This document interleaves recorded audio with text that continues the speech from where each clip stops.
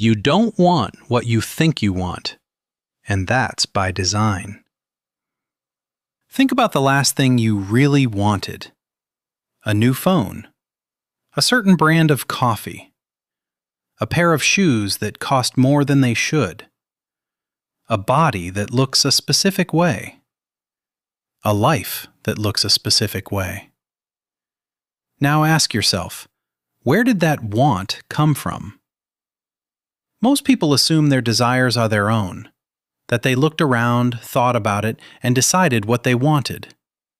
But the uncomfortable truth is this: the majority of what you desire was placed there, deliberately, systematically, by people who profit every time you feel not enough. This is not a conspiracy theory. It is a 100-year-old industry called advertising. And it has evolved so far beyond billboards and jingles that most people can no longer see it working. Let's go back to where it started.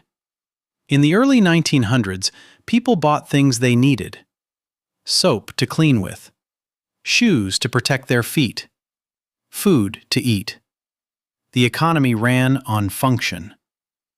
Then a man named Edward Bernays changed everything. Bernays was Sigmund Freud's nephew.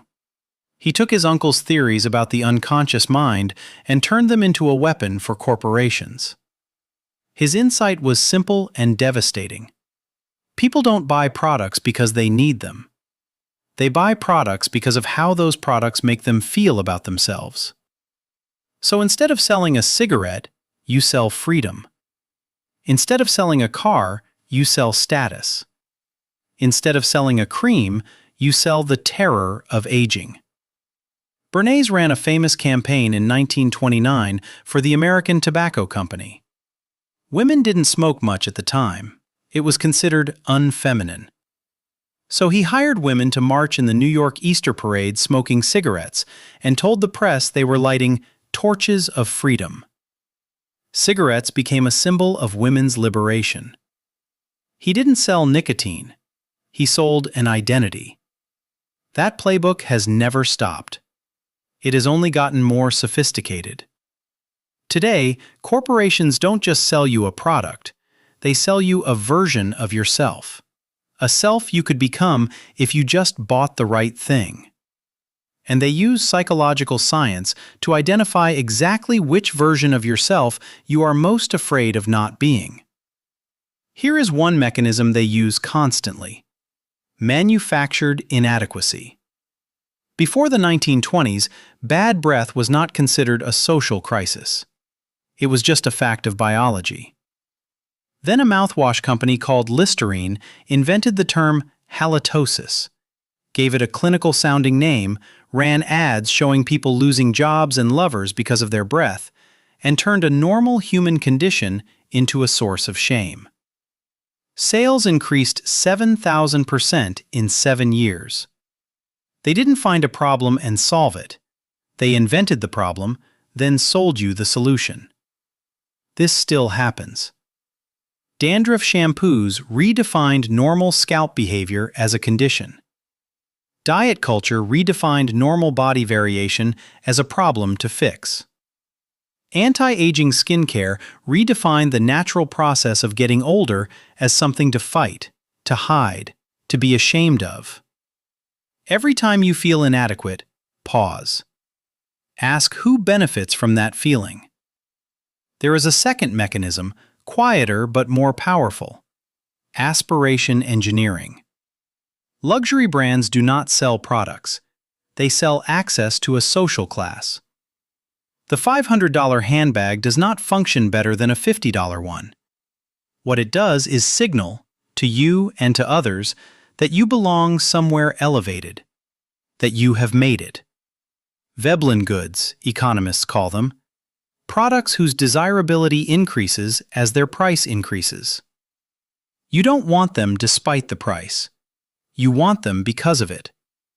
And social media has turned every person into a walking advertisement for aspiration. You are not just consuming these signals now, you are producing them. Every post, every photo, Every carefully chosen caption is part of a performance of a life that deserves to be envied. The corporations didn't have to pay for this part. You do it for free. The third mechanism is the most modern: algorithmic desire. Every platform you use is tracking what makes you pause, what makes you click, what makes you linger. It builds a model of your wants, often more accurate than you are yourself, and feeds you more of it. Not to satisfy you, to extend the wanting. Satisfaction is the enemy of engagement. A satisfied customer stops scrolling. So the algorithm is optimized to keep you in a state of perpetual almost. Almost enough information, almost enough entertainment, almost enough connection. You are never quite full. That is not an accident. So what do you do with all of this? The first step is the simplest and the hardest. Slow down between wanting and buying. Desire has a half-life. Most wants, if you don't act on them immediately, fade on their own. The urgency, the feeling that you need this thing now, is almost always manufactured. Sales end tonight. Limited stock. Only 3 left. That pressure is a technique.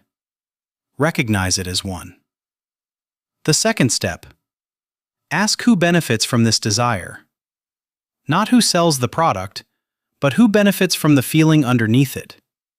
The insecurity, the aspiration, the fear of being left behind. When you can name what emotion is being exploited, it loses some of its grip. And the third: build a clear picture of what you actually value. Not what you've been told to value. Not what gets likes. What actually makes your life feel meaningful when no one is watching. Because here is the thing. You are not broken for wanting things. You are human. Desire is not the enemy.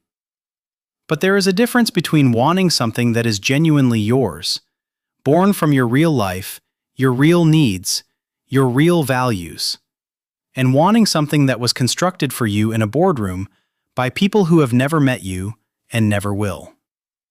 One of those desires leads somewhere real. The other just leads to the next purchase. Now you know the difference. What you do with that is entirely up to you.